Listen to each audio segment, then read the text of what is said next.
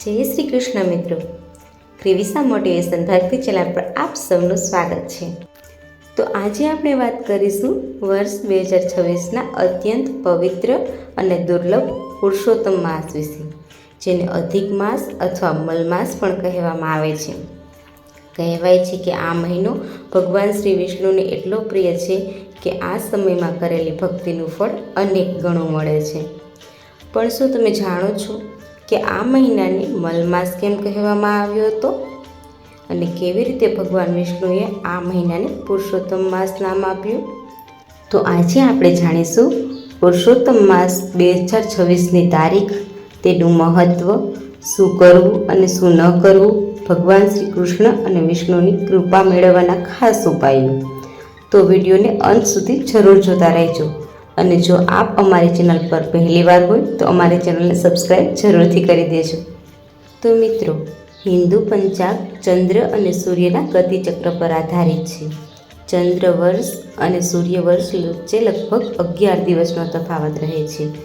આ તફાવતને સંતુલિત કરવા માટે લગભગ દર 3 વર્ષે એક વધારાનો મહિનો ઉમેરવામાં આવે છે, જેને અધિક માસ અથવા પુરુષોત્તમ માસ કહેવામાં આવે છે।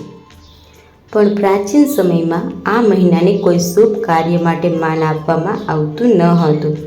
કોઈ દેવતા આ મહિનાના સ્વામી બનવા તૈયાર ન હતા। ત્યારે તે અધિક માસ ખૂબ જ દુઃખી થયો। તે દેવતાઓ પાસે ગયો, પરંતુ કોઈએ તેને સ્વીકાર્યો નહીં। અંતે તે ભગવાન શ્રી હરિની પાસે પહોંચ્યો। ભગવાન વિષ્ણુને તેની વ્યથા સંભળાવી અને કહ્યું, હું પુરુષોત્તમ છું, તેથી આજથી તું પણ પુરુષોત્તમ માસ તરીકે ઓળખાશે।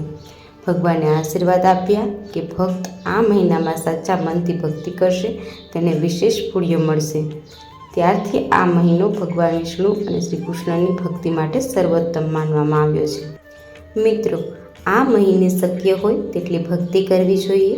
દરરોજ વહેલા સવારે ઉઠીને સ્નાન કરવું, ભગવાન શ્રી કૃષ્ણ અથવા વિષ્ણુની પૂજા કરવી, ઓમ નમો ભગવતે વાસુદેવાય મંત્રનો જાપ કરવો, તુલસી માતાને પાણી અર્પણ કરવું, સાંજે દીપદાન કરવું અને શક્ય હોય તો ધાર્મિક ગ્રંથોનું વાંચન કરવું। આ મહિને સાત્વિક ભોજન લેવું ખૂબ શુભ માનવામાં આવે છે। તો મિત્રો, ચાલો હવે જાણીએ પુરુષોત્તમ માસમાં શું ન કરવું જોઈએ। આ સમયમાં ક્રોધ, ઝઘડો, ખોટું બોલવું, વ્યસન, માંસાહાર, અપશબ્દો આ બધાથી દૂર રહેવું જોઈએ। અને ખાસ કરીને લગ્ન, ગૃહપ્રવેશ જેવા માંગલિક કાર્યો ટાળવામાં આવે છે, કારણ કે આ મહિનો મુખ્યત્વે ભક્તિ, આત્મિક શુદ્ધિ માટે માનવામાં આવે છે। આ મહિનામાં ખાસ શું કરવાથી પુણ્ય મળે? જો તમે આ મહિનામાં ગરીબોને દાન કરો, ગાયને લીલું ઘાસ ખવડાવો, તુલસીની પૂજા કરો, હરિનામ જપ કરો, એક સમયનું સાત્વિક ભોજન લો, તો ભગવાન શ્રી હરિની વિશેષ કૃપા પ્રાપ્ત થાય છે, એવું માનવામાં આવે છે। તો પુરુષોત્તમ માસનું ફળ શું છે?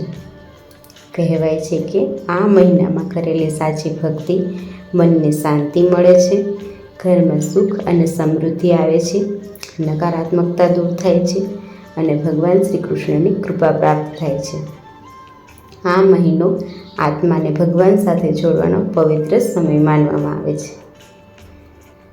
તો મિત્રો, વર્ષ 2026નો આ પવિત્ર પુરુષોત્તમ માસ ભક્તિ, જપ અને સારા કર્મો માટે અત્યંત શુભ અવસર છે।